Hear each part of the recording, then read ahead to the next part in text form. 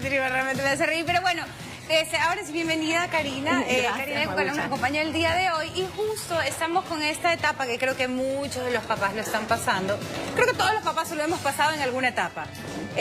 Pero ahora siento que es más recurrente escuchar a padres que dicen, mi hijo me desafía, mi hijo no me escucha, es súper respondón, o no sé qué hacer. Y ya llega un momento en que no sabes cómo manejar estas cosas. ¿Qué es lo que uno debe hacer como padre? Gracias, Magucha, por la invitación. Bueno, depende mucho. Los padres que pasan por esa situación es porque tienen hijos con ese tipo de temperamento, con ese tipo de personalidad. Son niños que tienen muy voluntariosos, con mucha energía, muy contestones, que quieren hacer las cosas a su manera. Entonces, cuando los padres se topan con este tipo de niños, realmente entran en crisis porque no saben cómo manejarlos. Ahí podría, o sea, cabría de pronto el pensamiento o darse cuenta uno como padre que no necesariamente tu hijo debe ser como tú. Sí, es muy importante que los padres sepan que no todos los niños van a obedecernos al pie de la letra. Ese es el problema que tenemos nosotros los padres cuando somos primerizos o cuando somos padres muy estresados. Cuando tenemos mucho trabajo, llegamos a la casa, queremos dar una orden y pensamos que nuestros hijos automáticamente nos van a obedecer.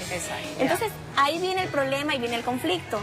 Los padres se olvidan que los niños son personitas que tienen sus propias formas de hacer las cosas, quieren tomar sus propias decisiones y entra el conflicto entre lo que quiere el hijo y lo que quiere el padre, entre lo que cree el padre, que dar una orden que se la va a obedecer inmediatamente, y en lo que hace el hijo, que cuando escucha una orden la hace cuando él quiere, en el momento que él quiere, o cuando él piensa que se lo debe hacer. Entonces, esas dos formas de pensar los padres no se han dado cuenta y están chocando porque cada uno ve la vida de una forma diferente y no se comprenden entre padres e hijos. Pero ahí, por ejemplo, cuando el padre, porque yo creo que siempre ha pasado, lo que digo es que ahora es como, lo escucho más, y en niños pronto de 7 o de 8 años que ya empiezas a contestar, ¿qué hay que hacer? ¿Hay que dejarlos probar un poco el mundo o hay que ponerles un tope de decir, bueno, te lo voy a decir, pero tienes tanto tiempo para arreglar tu cuarto? Por ejemplo, me invento. Algo muy importante, Magucha, es que cuando nosotros como padres, especialmente los padres que nos están viendo y tienen hijos de esa edad que tú dices, 5 o 6 años,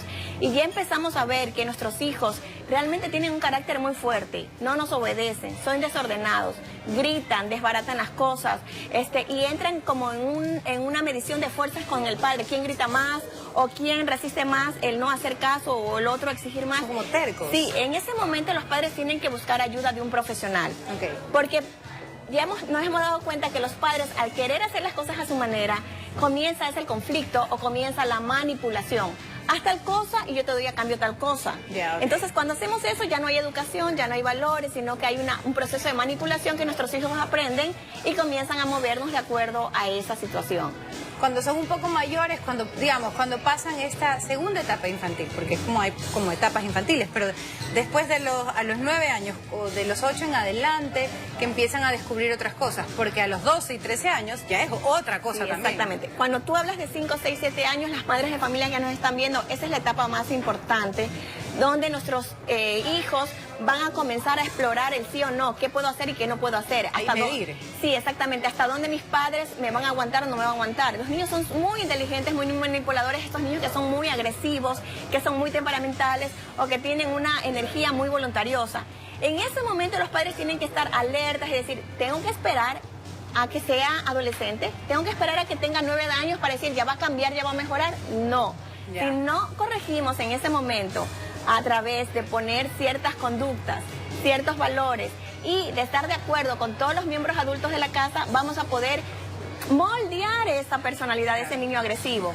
Pero o canalizarla. Sí, o canalizarla. Pero cuando hay un solo padre que corrige y las demás personas se ríen, o las demás personas dicen no lo grites, o las demás personas le dicen cómo hacerlo delante del niño, ya ahí desde ese momento ya esa disciplina con ese niño está completamente mal dirigida y el niño va a hacer lo que él quiere. Entonces es muy importante que las madres que nos están viendo, cuando van a disciplinar, estén muy de acuerdo con el papá, si hay un papá en esa casa, o si hay una abuela o hay unos tíos en esa casa que están a cargo de ese niño también mucho tiempo, se pongan de acuerdo cómo van a disciplinar al niño.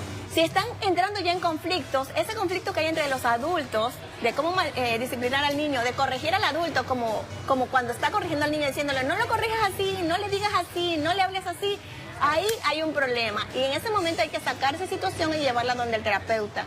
Y buscar la ayuda y la guía de cómo ponerse todos de acuerdo para poder enderezar, moldear, disciplinar, corregir al niño. Tratar de comprender también al niño, porque lo que dices es que el temperamento también juega una cosa muy importante, las personalidades, el temperamento, el tipo de carácter. Yo creo que los padres sí nos damos cuenta, pero a veces tendemos a obligar y no a comprender para como utilizar mejores herramientas.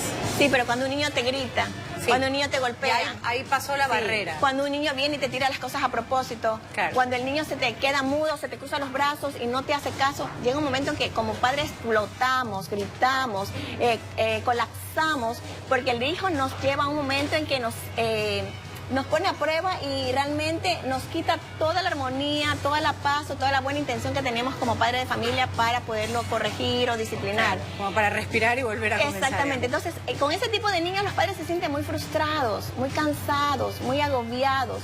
Y los padres, es como una carga emocional. Pero y no lo pueden manejar solo, tienen que buscar ayuda. ¿Pero qué puede provocar eso en los niños? Porque de pronto como padre, yo no digo que nadie sea perfecto, pero de pronto dices, bueno, he tratado o he estado intentando de hacer las cosas bien. Debe haber algo que igual uno se le escapa, se le pierde, pero ¿qué es lo que genera que los niños se vuelvan así, desafiantes? Porque ya llegan a desafiar con golpe, o a lanzar las cosas, o simplemente a tener el oído selectivo, como digo yo, ¿no? Escuchan y escuchan lo que quieren.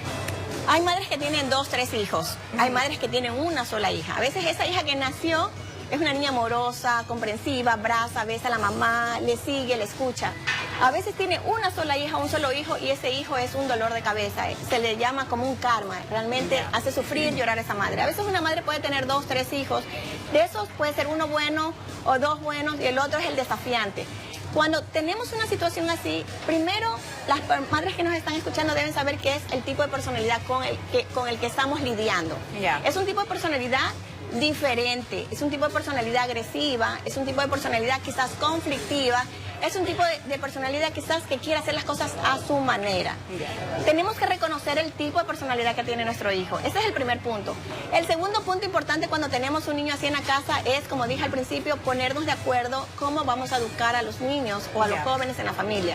Si el papá o la mamá contradice al padre que está reprimiendo, que está llamando la atención, que está disciplinando, como le quieran llamar los padres, eso ya va a ser un conflicto y ese niño va a escuchar, va a aprender y se va a aprovechar de la situación. Si hay más adultos en la casa que están también en conflicto con la forma de crianza, donde nadie se pone de acuerdo, ese niño o esa niña también se va a aprovechar de la situación. Y va a hacer en la casa lo que quiere con el padre que lo ve más débil. Con el padre que lo ve, que los demás le atacan o que le dicen cómo tiene que manejarlo. Entonces ese niño se va a aprovechar de esa situación. La tercera cosa más importante que también deberían hacer los padres es que si yo tengo un niño así y veo que es demasiado voluntarioso, demasiado fuerte, con un carácter explosivo, este tipo de niños, hay que canalizarlos. No solamente canalizarlo, tengo que buscar también un tipo de educación donde sé que me van a poder ayudar en la escuela o que voy a poder descargar la energía en otros tipos de actividades. Son las 4 recomendaciones. Son recomendaciones muy sencillas, muy fáciles, pero al final yo le digo a las madres de familia que me están escuchando, esto que les estoy diciendo es muy sencillo, muy fácil de hacer, pero necesitas sacar al niño de la casa, llevarlo a un experto y trabajar con el niño y con la familia. De esa manera podemos evitar grandes conflictos a medida que van creciendo. Muchísimas gracias, Karina, de verdad, porque esperamos que las mamás también tengan un poco más de paciencia de los padres. A veces el trabajo, el tráfico, muchas cosas nos agobian y es normal, somos seres humanos, pero ellos también están aprendiendo a vivir. Entonces, que aprendan de los mejores ejemplos. Eso es lo ideal, ¿no?